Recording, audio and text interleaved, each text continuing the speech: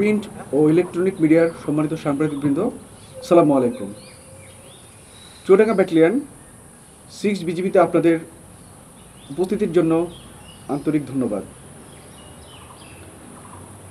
পবিত্র ঈদ উল আজহাকে সামনে রেখে সীমান্ত এলাকায় আমাদের প্রস্তুতি ও সতর্ক অবস্থান সম্পর্কে আপনাদের জানার আগ্রহ আমাদের জন্য অত্যন্ত অনুপ্রেরণাদায়ক।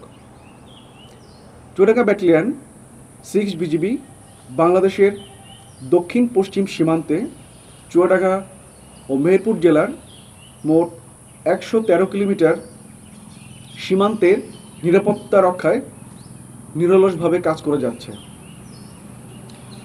আসন্ন পবিত্র ঈদ উল আজহা উপলক্ষে সীমান্ত এলাকায় গরু চোরাচালান এবং কোরবানির পশুর চামড়া পাচারের মতো অপতৎপরতা রোধে বিজিবি সর্বোচ্চ সতর্ক অবস্থানে রয়েছে।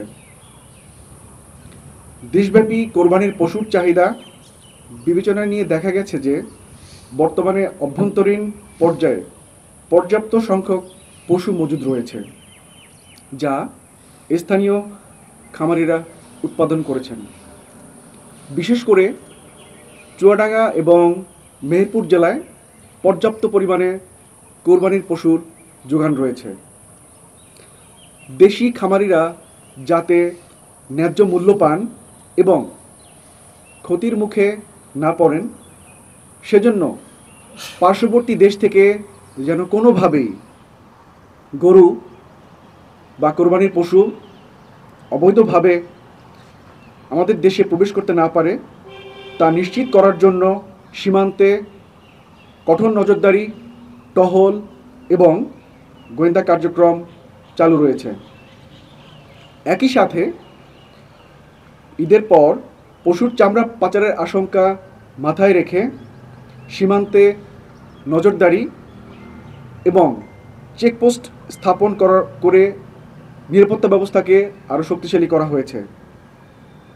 বিজিবি অন্যান্য আইনশৃঙ্খলা বাহিনী ও প্রশাসনের সাথে সমন্বয় রেখে সার্বিক নিরাপত্তা ব্যবস্থা পরিচালনা করছে, যাতে সীমান্তবর্তী অঞ্চলে শান্তি শৃঙ্খলা বজায় থাকে এবং জাতীয় অর্থনীতির উপর কোনো নেতিবাচক প্রভাব না পড়ে।